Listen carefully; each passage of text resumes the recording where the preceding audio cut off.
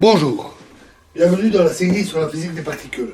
Donc, nous avons vu la section efficace de Thomson qui correspond à la diffusion de lumière élastique, c'est-à-dire sans perte d'énergie, par une charge électrique. Mais en 1923, Compton, qui étudiait les rayons X, découvrit la diffusion de rayons X par des charges électriques avec un changement de longueur d'onde. Donc typiquement une baisse de l'énergie du rayon X, l'électron étant accéléré dans le processus.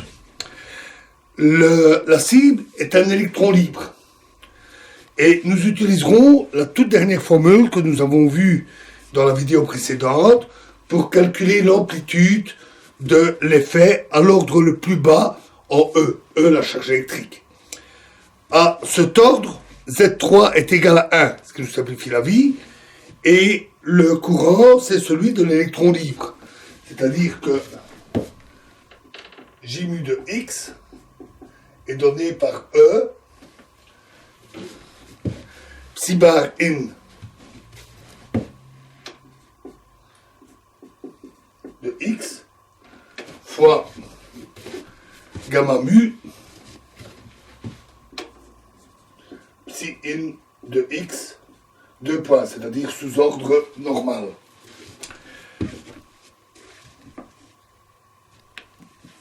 Dans cette situation à l'ordre le plus bas, le courant, c'est celui de l'électron libre. Et donc, nous allons laisser tomber l'indice in, qui est redondant, et nous allons donc...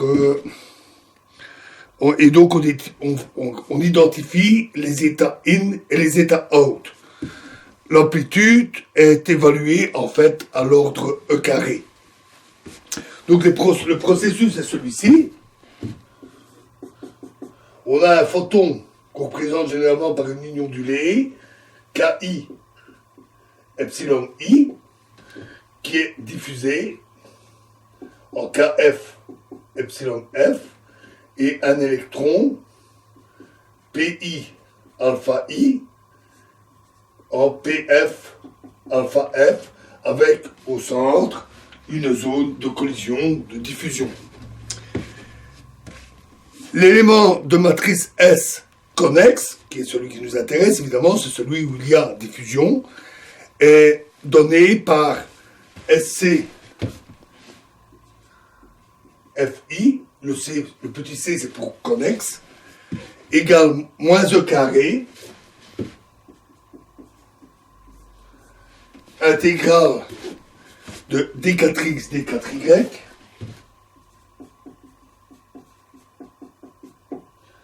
fois E, exposant I kf x moins KI y,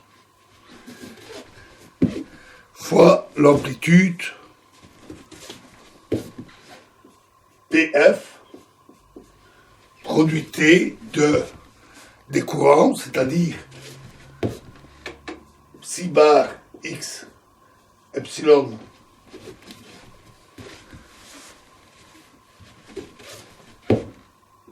slash f psi x fois sous ordre normal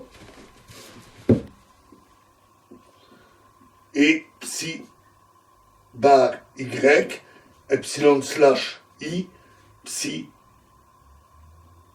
y, toujours sous ordre normal, pi.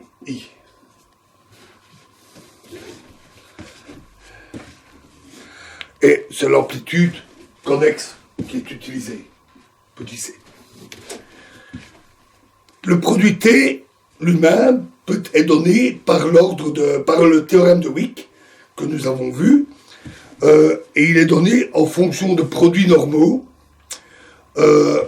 qui impliquent comme coefficients les contractions suivantes. Psi de x, psi bar xi' de y contracté qui est égal à moins psi bar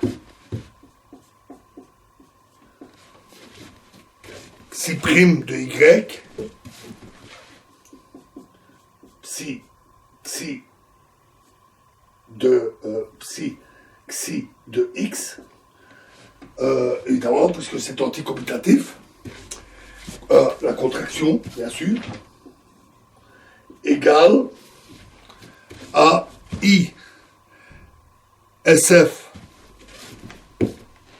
donc le propagateur des électrons, xi prime de x moins y, c'est-à-dire encore égal à l'intégrale de d4q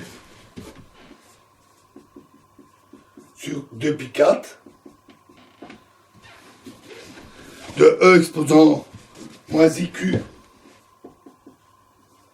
x moins y fois 1 sur q slash moins m plus I epsilon. Et on prend l'élément de matrice xi prime.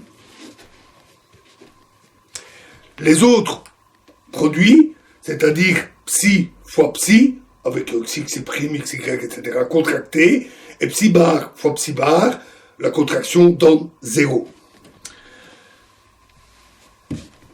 La théorie, en appliquant ce théorème, en faisant attention aux ordres normaux, donc T de psi bar x gamma mu x gamma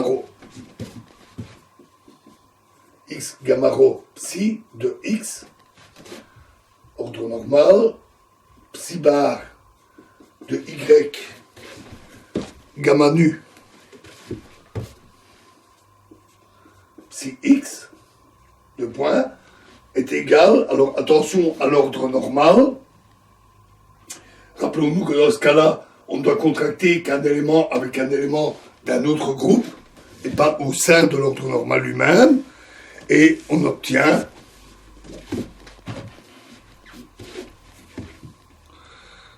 l'ordre normal psi bar x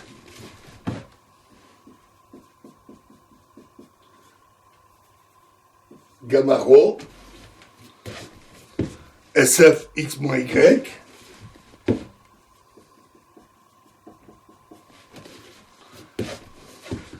gamma nu psi x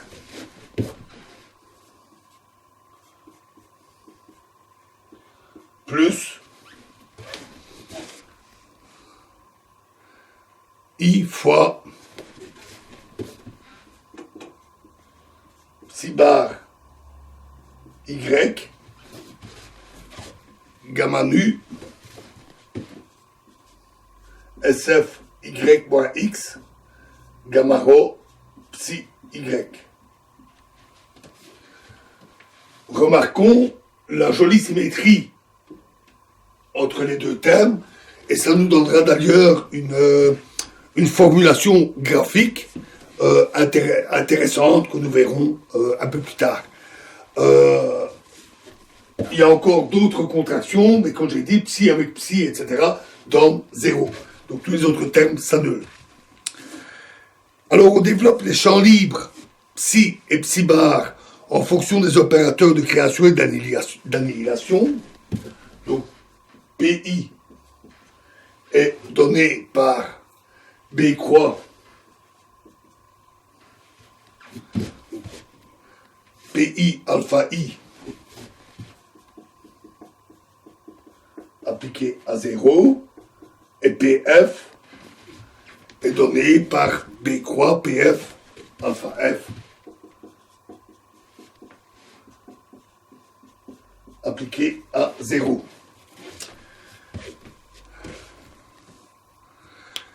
Alors, le résultat, c'est que typiquement, nous devons évaluer une amplitude comme 0, B, PF alpha F,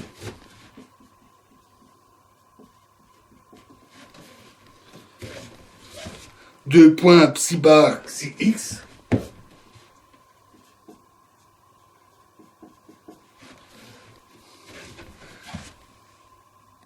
psi n y psi état y 2 points fois b croix pi alpha i 0.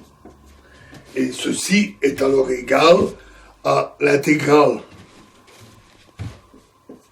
de d cube P1 sur 2pi cube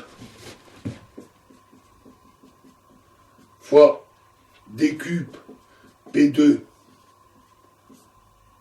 sur 2pi cube fois E exposant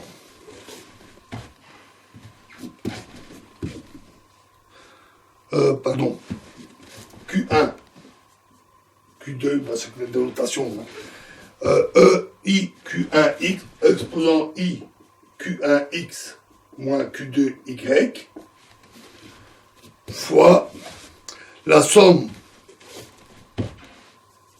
sur alpha 1 et alpha 2 de U bar xi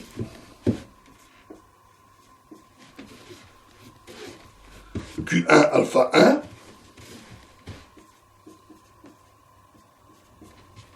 U étant les spineurs de d'hélicité des données, U état U2 alpha 2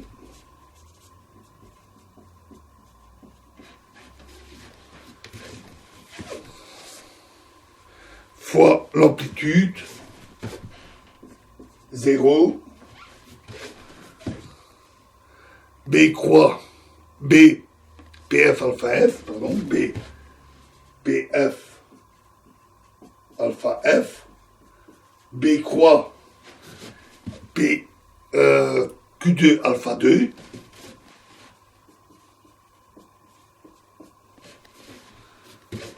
fois B Q2 alpha 2 pardon, Q1 alpha 1 fois B Q2 alpha 2 fois B croix QI alpha I.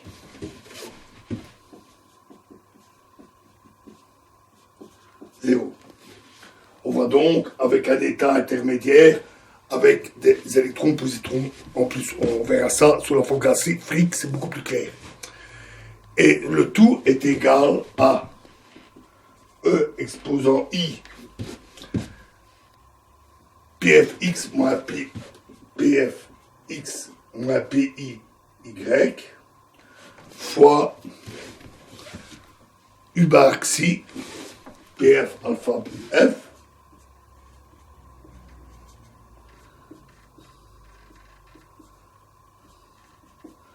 U état PI alpha I.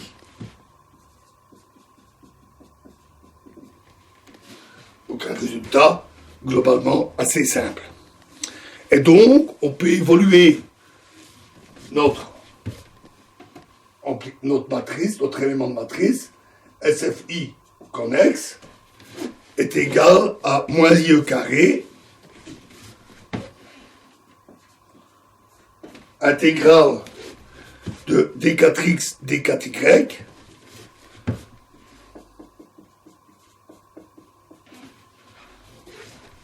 fois E exposant IKFX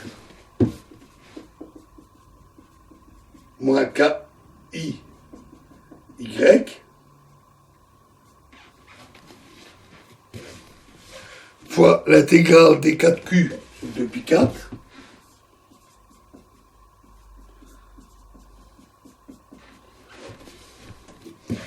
fois E exposant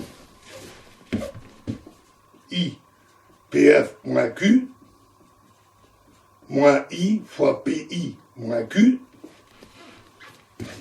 fois X fois Y, excusez-moi, PF moins Q fois X moins I PI fois Q moins Q fois Y fois U bar PF UF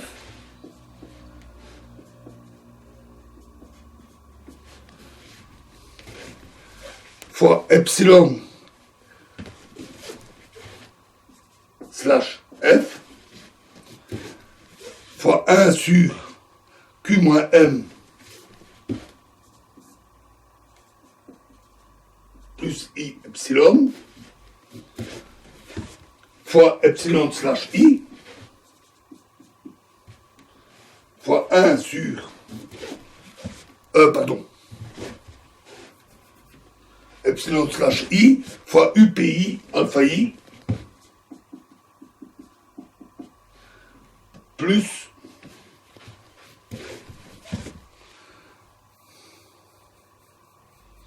E exposant I PI moins Q fois Y moins I PF moins Q fois X fois U bar PF alpha F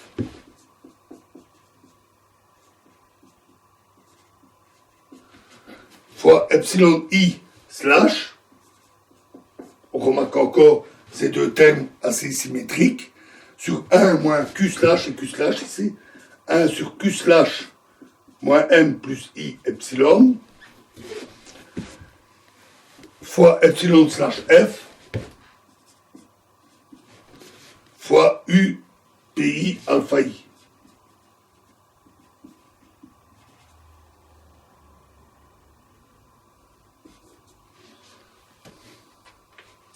Donc la somme de ces deux termes. Cette intégrale, elle est assez costaud. En fait, elle n'est pas si difficile que ça à résoudre. Et nous continuerons en voyant cette résolution des intégrales dans la prochaine vidéo. Je vous remercie.